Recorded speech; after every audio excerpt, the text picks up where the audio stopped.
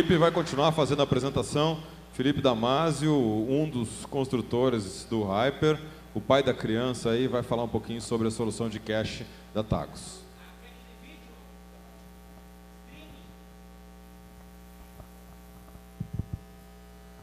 Tem que falar sobre cache de vídeo, viu, Felipe? Streaming. Não, eu chego lá, não se preocupa, tá nos slides. Boa tarde, pessoal.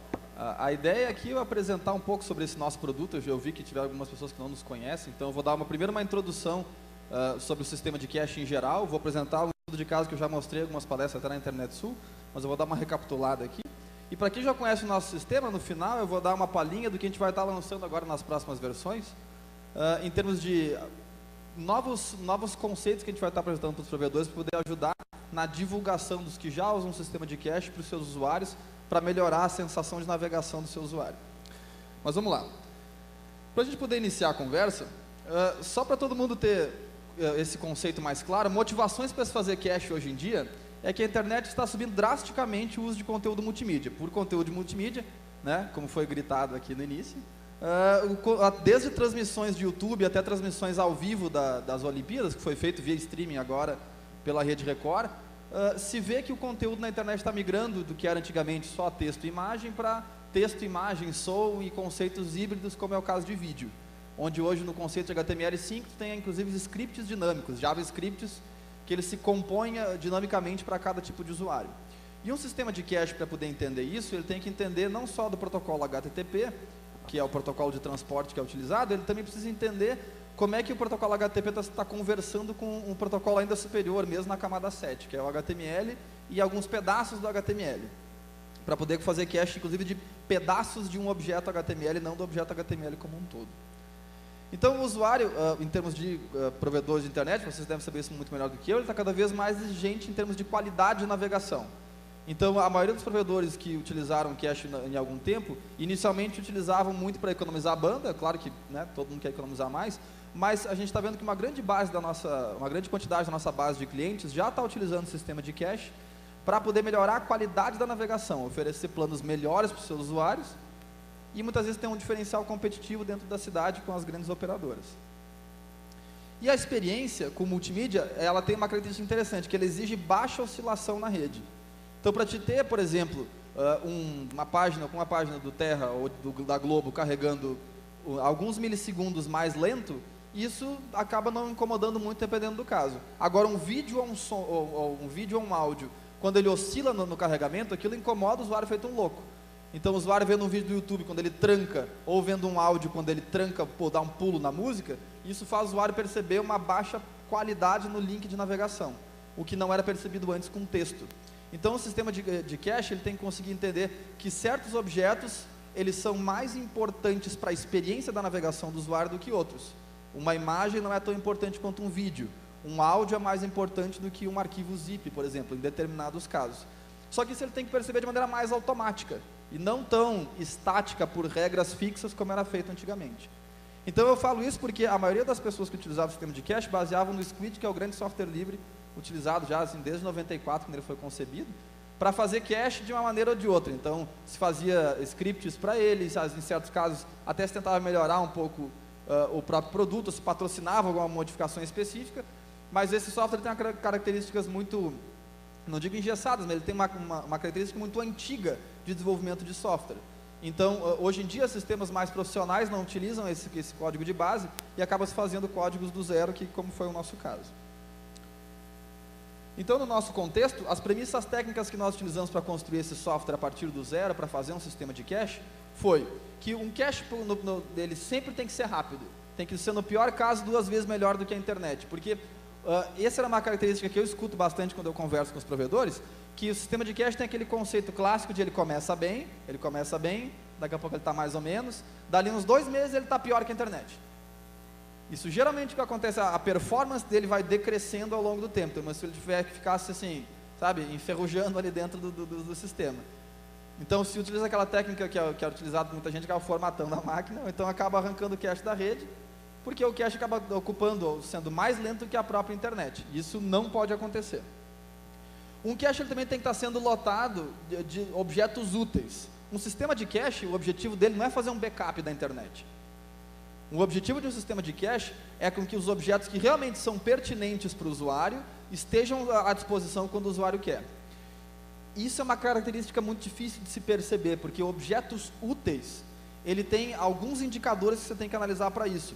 O objeto útil, ele não necessariamente é aquele objeto que ele é acessado muitas vezes. Tem uma característica de volume associado. Por exemplo, um objeto de, sei lá, 10 mega, ele ser acessado 2 vezes, ele já tem um certo peso, porque ele, 10 mega pesa na rede.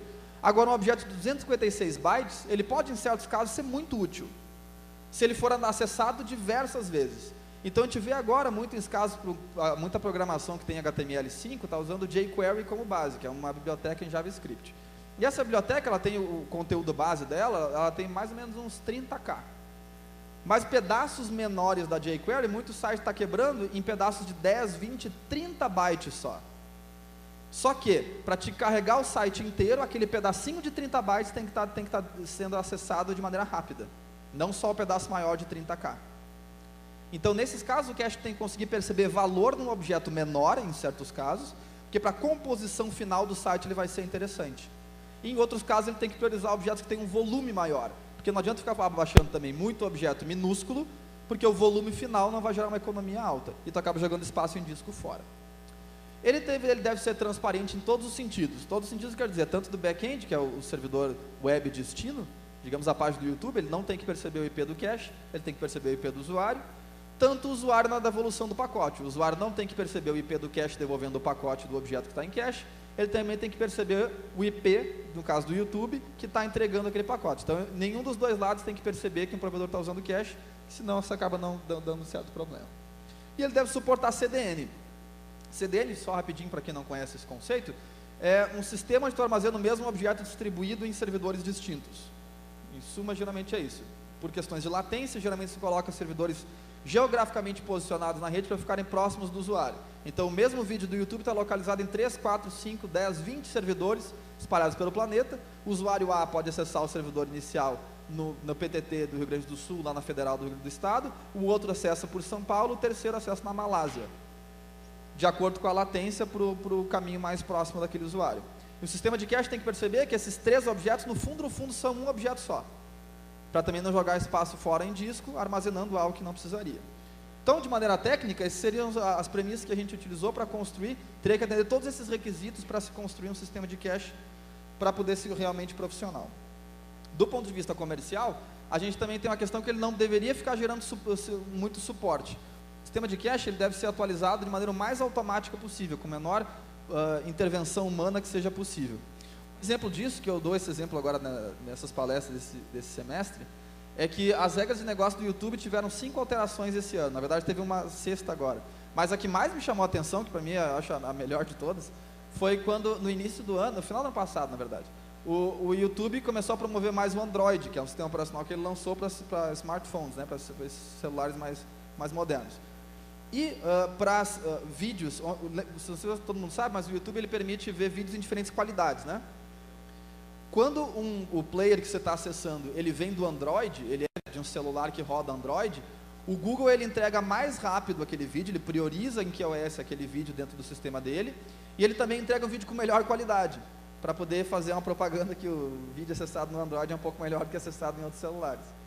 Então, isso, um sistema de cache tem que entender isso para conseguir também fazer com que, quando o usuário está acessando por diferentes browsers, no caso o Android tem um browser, ele também vai acessar o vídeo correto, para evitar de você corromper vídeos. Já tiveram mais de 5, na verdade 6 alterações só esse ano, dessas regras de negócio, de como esses servidores funcionam no mapeamento desses objetos. Então, o cache tem que fazer isso de maneira o mais rápida possível. E a gente construiu esses servidores, o nosso sistema, o Hyper, ele é software e hardware junto, é uma appliance que vai na infra do provedor. A gente tem versões desde as menores de provedores até 15 MB, até provedores de 1 GB por nodo. Aí mais de um nodo, a gente vai estar, da partir do ano que vem, comercializando clusterizado. Bom, isso aqui são premissas mais comerciais. Então, do ponto de vista, assim, juntando esses dois, a nossa estratégia inicial para desenvolver o sistema foi fazer paralelismo no processamento de requisições de rede e na análise de cabeçalho. Isso aqui é a minha formação em ciência da computação, então isso significa que a gente vai usar processos ou threads para poder fazer, ao mesmo tempo, mais de um processamento de um cabeçalho ou de um pacote de rede. O máximo que você vai conseguir processar, paralelizado, no caso de análise de cabeçalho, vai ser o número de cores que você tem no seu processador, e no caso de análise de rede, vai depender de quantos buffers você tem e quantas linhas de interrupção você tem com a placa de rede. Mas isso aqui já dá uma vantagem boa, porque você não serializa, coisa que esse software livre e alguns outros que são baseados nele, utilizam somente um fluxo de processamento. Objetos extremamente populares, eu botei um populares mais ali, extremamente populares, eram mantidos em memória RAM. Até estava falando com o pessoal ali antes no stand, que comentaram isso, que montaram um equipamento para fazer cache de um software, não lembro qual era, mas que o cara pediu lá para 20 MB, 96 GB de RAM, então era um valor assim, absurdo de memória RAM. Mas a estratégia que muita gente usa, a gente também usou isso lá no início, foi utilizar objetos extremamente populares mantidos em memória RAM.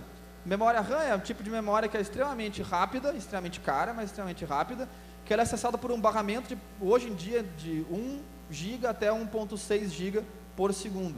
Então é um barramento extremamente rápido para você acessar os dados que estão guardados ali.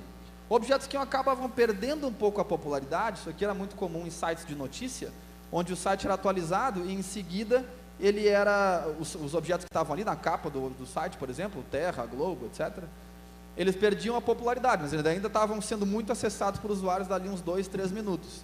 Esses objetos eram migrados para um disco rápido. Geralmente aqui SAS ou borda SATA.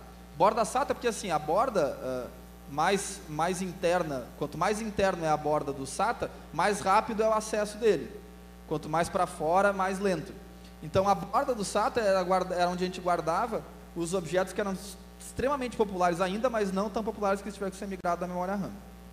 E objetos não populares, que são geralmente objetos que eram muito grandes, que não valia a pena você apagar, valia a pena você segurar um tempo, de 1, 2, 3 GB, você segurar ele um tempo no disco, ao invés de apagar, era guardado num disco grande, de grande capacidade e mais lento, a 60%, a 60% exterior do SATA, não interior. Então aqui foi a estratégia inicial que a gente compôs para falar assim, da parte da engenharia, para construir essa versão inicial do produto. A performance que a gente teve foi essa aqui. No provedor de 150 MB, que tinha mais ou menos 14 mil pacotes por segundo, e 3 mil usuários eu quero dizer aqui por sessões HTTP, tá? Não é usuário, sessão HTTP, navegando ao mesmo tempo. Em torno de 6 milhões de objetos armazenados, a latência estava 120% melhor que a internet. Então, do termos de latência, beleza, não estava tudo certo, estava mais rápido que a internet no pior caso. Do ponto de vista de memória RAM, que é essa barra aqui de baixo, não sei se todo mundo consegue ver, mas está aqui usando 3.1 GB de 16 GB no total. O que está bom, né, por um lado, está legal. Do ponto de vista de processamento, está mais ou menos bom. Ele está bom porque ele está com utilização boa, tem recursos sobrando. O problema dele é que por algum motivo o sistema operacional estava afunilando o processamento em 2 cores específicos, deixando outros cores praticamente sem fazer nada. E aqui, para quem, não sei se dá para todo mundo ver as cores que tem aqui dentro, aqui no quadro? Dá? Então assim, ó, a cor vermelha, ela representa, a cor verde lá, tá? Ela representa o quanto o processo do cache em si, os processos do Hyper estão realmente usando de processamento. Quando ele está fazendo conta, ou análise de string, ou coisas do gênero, ou pegando, tirando e colocando pacotes na rede. A barra vermelha, que é a maior delas, representa o tempo que o sistema operacional está gastando para atender as requisições que ele pede. Então, escrita em disco, escrita em placa de rede, ou migração de objetos da memória RAM para os discos, ele custa aquela tarja vermelha.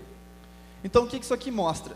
Mostra que o sistema operacional estava sendo extremamente ineficaz, ou o Hyper estava tentando, né, fazendo queda de braço com o sistema operacional, para fazer um sistema de cache. O Hyper, só para ficar um pouco mais claro, ele é baseado no kernel Linux. Então ele utiliza de base o kernel Linux para poder fazer esse processamento de pacotes. Por lidar com o kernel Linux tem algumas características muito particulares. Ele é um sistema multitarefa, como é a maioria dos sistemas hoje, dos sistemas operacionais, mas ele é um sistema multitarefa voltado para o mercado genérico. O que é mercado genérico? Ele é feito para ser utilizado em computadores como esse meu que eu estou utilizando aqui. Para computadores que utilizam música, leem e-mail, fazem esse tipo de processamento, né, aleatório de dados. E não é utilizado, não é um sistema operacional construído especificamente para sistemas de alta requisição, que são banco de dados ou sistemas de cache, que é basicamente um grande processo que vai dominar a máquina inteira. Então o que a gente fez? A gente decidiu integrar um pouco mais o sistema operacional. O primeiro passo que a gente fez foi criar um escalonador de I/O. Então, o escalonador de I/O é o seguinte: quando você vai pedir para ele escrever um processo, pede para você escrever algo em disco, o sistema operacional tem que definir de 5, 10 requisições que faz ao mesmo tempo, quem vai realmente escrever em disco uma vez. Porque se você tem um disco físico, fisicamente vai ser de 1 por 1. Ele não tem como, né, escrever 2 arquivos literalmente ao mesmo tempo. Você tem nanosegundos ali de distância, mas tem tempo serializado.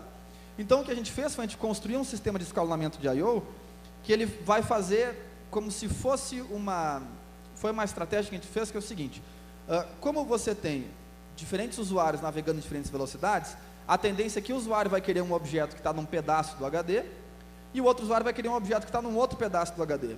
O que mata um HD, só para todo mundo entender, é a aleatoriedade dos dados. Então, o HD, na maioria dos casos, que não são de disco sólido, né, de solid state drive, os discos comuns, como se fosse um vinil. Lembra que tinha aquela cabeça? Só que, além de ter essa cabeça assim na horizontal, tem uma outra na vertical, de profundidade. Então, o tempo que a parte mecânica dele demora para fazer esse movimento é o que deixa o equipamento extremamente lento. Porque a especificação do protocolo SATA, que é utilizado nos HDs, ela vai, do SATA 2, ela é de 1,5 gigabit por segundo de escrita linear. Como se você escrevesse do início ao fim do disco, numa passada só, você tem 1,5 GB de possibilidade de velocidade de escrita. E no SATA 3 é 3 GB. Então, a princípio, para um provedor de 50, 100, 200 MB, não se precisaria de HDs que não fossem SATA. O que precisa por quê? Porque a aleatoriedade na escrita faz essa parte mecânica perder muito tempo. Esse escalonador de I/O que nós fizemos da seguinte maneira: quando uma requisição chega para você começar a escrever no disco, o que a gente faz não escreve. A gente não escreve por alguns nanosegundos, porque a tendência quando o usuário pediu para escrever uma parte do disco que está aqui, a tendência em alguns nanosegundos depois ele vai pedir para escrever um objeto que está literalmente do lado, que é um objeto de 2, 3 MB, que ele vai escrever aos pouquinhos, conforme ele vai baixando da internet. Então, se você espera um pouco, ao invés de você escrever um pedaço aqui, voltar para escrever em um outro lugar, depois voltar para escrever a continuação dele, você não escreve nada e escreve tudo numa vez só, e dá mais linearidade na escrita. Esse é um ponto. E na migração de objetos de memória RAM para o disco, que a ordem de grandeza em páginas, a cada 4K, numa arquitetura de processadores da Intel, x86, né? A gente também fez essa linearidade de migração de páginas da memória RAM para o disco. Então, a memória RAM é como se fosse um grande SSD, ela não tem problema de aleatoriedade. Quando você vai migrar isso para o disco, a gente serializa esses pontos, serializa do ponto de vista assim, bota eles lineares, e aí escreve linearmente no disco, para também poder fazer com que garanta que ele consiga escrever mais rápido. A gente também construiu heurísticas para validar o cache. Isso aqui é porque, eu comentei até isso com algumas pessoas que eu conversei hoje de manhã, o protocolo HTTP, ele tem um campo que ele diz por quanto tempo um objeto pode ficar em cache. Então, digamos lá que o Terra diga que um objeto, geralmente na página do Terra, pode ficar em cache por em torno de 15 a 20 minutos. Aquela foto lá principal da página do Terra, ou a da própria página da Globo, dá um pouco menos, uns 5, 6 minutos. Mas, site de notícia, pela própria natureza do serviço, ele é algo que é inesperado. Daqui a pouco explode lá uma bomba, sei lá onde, e a página é atualizada antes do previsto. O sistema, para evitar isso, o Hyper, o que a gente faz? A gente vê que quando um site viola a própria orientação que ele deu, eu falei que eu ia atualizar em 15 minutos, eu atualizei em 3, ele começa a colocar aquele site como sendo suspeito. Suspeito é um site que ele pode mentir quanto tempo ele pode ficar no cache. Então, o Hyper vai validando aqueles objetos o tempo inteiro, para evitar com que tu entregue um conteúdo desatualizado para o teu usuário, que isso é o pior caso, tu entregar algo que está realmente inválido para o teu usuário, isso aí dá uma sensação muito desagradável. Então, é preferível você ir para a internet do que entregar algo desatualizado. E um objeto válido é qualquer site a partir de 256 bytes, qualquer objeto a partir de 256 bytes, em certos casos até menos do que isso. Por quê? Porque muito sistema de cache que tem o conceito de que chama de plugin. Fica o tempo inteiro adicionando suporte a sites. Agora faz cache do YouTube, agora é do Windows Update, agora acrescentou não sei o que, agora eu não sei o que, e vai adicionando 500 suportes a 500 sites. Isso, com o tempo, ele se torna impraticável. Então, hoje nós já estamos no mercado há um pouco mais de 4 anos, a gente tem mais de 400 provedores utilizando o nosso sistema. É inviável ficar adicionando suporte à peculiaridade específica do provedor, mesmo porque, em muitos casos, tem jornais específicos daquela região, ou mesmo da cidade, que são muito mais populares do que grandes sites. Então, você fazer site por exemplo, no Rio Grande do Sul é o Clique RBS. Mas em certos sites do interior do Rio Grande do Sul, tem sites muito mais populares que o próprio Clique RBS, que não é o Facebook, não é o Orkut, não é o Windows Update, não é o YouTube. São sites da região. Então, a princípio, o Hyper permite que qualquer site, qualquer objeto entre no cache, qualquer um, desde que ele se justifique pelo volume ou pela grande quantidade de acessos a partir do que o usuário está requisitando. Então, o usuário é que manda quem vai entrar no cache e quem não vai. Então, não existe mais aquela coisa de você baixa um objeto a primeira vez, por exemplo, um vídeo do YouTube, você baixa aquele objeto a primeira vez, na segunda vez vai ver se está no cache. Isso no Hyper não funciona não. Ele pode na primeira vez não estar no cache, nem na segunda, nem na terceira. Lá na quinta vez ele vai entrar no cache, que é quando ele realmente se mostrou que ele está sendo popular naquele provedor. Em certos casos pode entrar de primeira. Vai depender de como é que está a pressão da navegação do usuário naquele instante. Então, a partir dessas modificações, assim que eu falei de maneira rápida, a gente tem então aqui o cenário anterior, um provedor de 150 MB, 2.000 pacotes por segundo, 3.000 usuários, 6 milhões de objetos, latência 120%. Depois de tudo isso que eu comentei, a gente refez os testes num outro provedor, que ele tinha a mesma infra que ele, tá? Os dois eram com fibra, esses dois provedores aí. Esse aí é um provedor de 600 MB, 130 mil pacotes por segundo e 8.000 usuários acessando ao mesmo tempo. 15 milhões de objetos armazenados, a latência ficou 40.000% melhor que a internet. Então isso aqui numa medida de quanto tempo leva para entregar o primeiro byte na rede, porque depois que entra na rede você não tem como medir mais. Mas quanto tempo demora para entregar o primeiro byte na rede, ficou 40.000% melhor do que o primeiro byte vindo da internet. Então isso mostra que a latência ficou muito melhor. A reengenharia se paga, você fazer uma integração maior com o sistema operacional. Então a gente desenvolveu também drivers específicos para as placas de rede, para poder integrar a chamada do software diretamente para a DMA da placa de rede. A mesma coisa para acessar a DMA da controladora de disco, que também são como se fosse memórias RAM secundárias que estão espalhadas pelo sistema, que a princípio o sistema nem utiliza bem, só o kernel gerencia. Então a gente fez chamadas específicas para a gente poder acessar essas memórias para poder já fazer essas cópias o mais rápido possível. E o mais interessante é, além desses pontos, você vê a latência pro provedor, como o equipamento é utilizado. O equipamento depois disso, num equipamento lá para 600 MB, que estava com 48 GB de RAM, utilizando 5.3, beleza, a memória RAM está um pouco melhor até do que o caso anterior, mas principalmente a CPU estava extremamente mais distribuída, que é o que nos interessava, está com todos os cores utilizados, mas você vê que a faixa vermelha, que era o tempo que o sistema operacional perdia para aquilo, está muito menor. Então o core mais utilizado está utilizando ali 7% em cada um deles. Então isso faz com que essa máquina consiga aguentar muito mais carga de rede do que a outra aguentaria. Então esses pontos que eu acho que é o mais interessante a gente considerar, a gente fazer um cache realmente profissional, pensado do zero e integrado com o sistema operacional, é interessante por dois motivos. Um, porque você tem que saber qual hardware você está utilizando. Essa coisa de você fazer um software genérico que cabe em qualquer hardware não funciona. Vai atender uns, não vai atender outros. E vai acabar aquele empurra-empurra de responsabilidade. Não sou eu, é o teu hardware. Não é o meu hardware, é o teu software. E vai ficar isso e ninguém vai conseguir resolver problema nenhum. Então você fazer, eu não digo venda casada, mas você pelo menos saber quais são as marcas e modelos dos componentes que você está utilizando no sistema de cache, ele é interessante por esses motivos. Então aqui eu só queria mostrar, antes de abrir para perguntas para vocês, eu só queria mostrar um ponto específico que a gente vai estar lançando daqui uma semana, 15 dias, para toda a nossa base, que é uma implementação que a gente fez agora há pouco, que eu mostrei agora numa feira de São Paulo. Eu queria mostrar de novo, que é o seguinte, vamos ver aqui. Deixa eu abrir aqui a nossa interface, botei aqui uma cópia da interface local, só para todo mundo ver, que é o seguinte, muitos provedores nos pediam para poder entender, 1, 2, 3 assim aqui de teste, para poder entender quais eram os objetos mais populares do sistema de cache. Então saber assim, dos meus usuários que estão navegando, quais são os objetos que são mais populares. O problema é que quando a gente foi implementar esse tipo de funcionalidade, a gente viu que os objetos mais populares ou eram vídeos largados, ou eram figuras, ou eram pedaços de imagens. E isso não adiantava muito. Então a gente fez um outro recurso, a gente implementou um componente onde a gente disponibiliza na interface, por serviço, dentro do CDN que está sendo analisado, Então aqui Facebook, Terra e YouTube. Dentro do CDN que está sendo analisado, qual dele é o objeto final que está sendo mais utilizado. Então, por exemplo, se a página do Terra, de uma notícia, o texto da página é o mais utilizado, a gente fala que a página inteira é aquela popular, porque se você não, você perde visão de contexto. Então você sabia que o objeto mais usado pelo meu usuário é um JavaScript. Isso não diz nada. Ou um arquivo FLV, isso também não diz nada. O interessante de ver é qual o objeto final, a componente inteiro que é o que é visto. Então aqui, nesse caso específico, pegando pelo caso do YouTube, a gente vê aqui, esses aqui são os dados que eu mostrei lá em São Paulo. Desse provedor, você vê os vídeos mais acessados com todas as estatísticas puxadas direto pelo YouTube.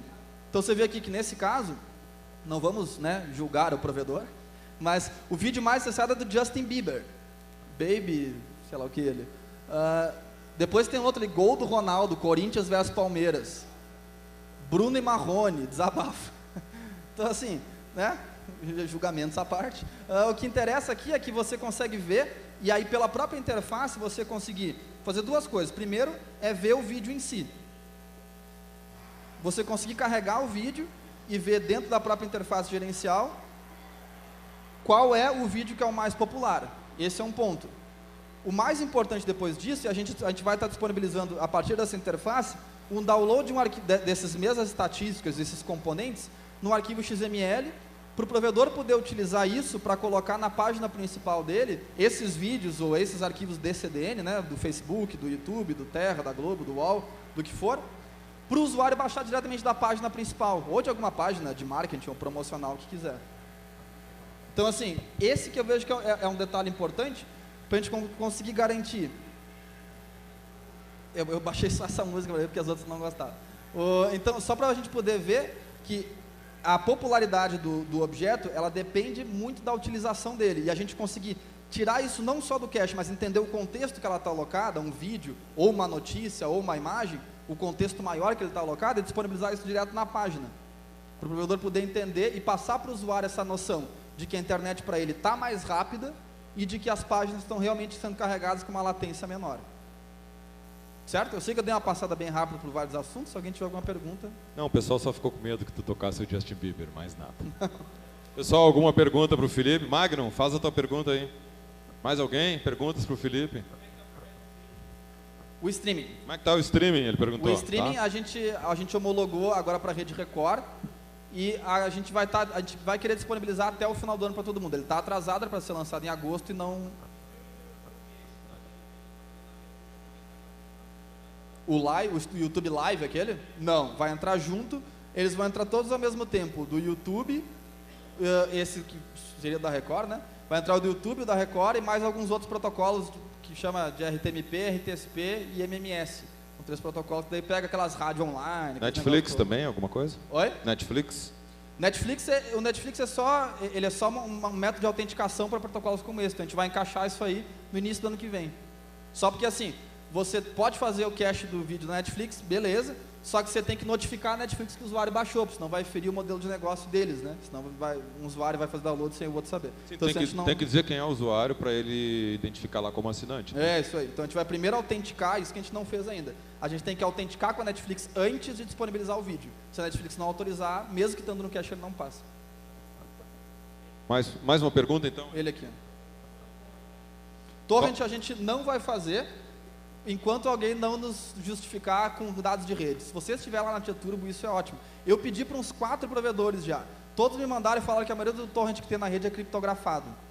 Aí não, né? Tem troca de certificado, aí você não pode fazer, aí é legal. Mas se alguém tiver dados que mostram que torrent não está criptografado na rede, a gente faz. Porque assim, a gente está com esse projeto de stream já tem um tempo, era para ser lançado e atrasou. Até o final do ano a gente quer terminar. Depois disso a gente não tem protocolo ainda para fazer, não tem algo que, sabe, nos pediram e mostraram dados que vai ser útil.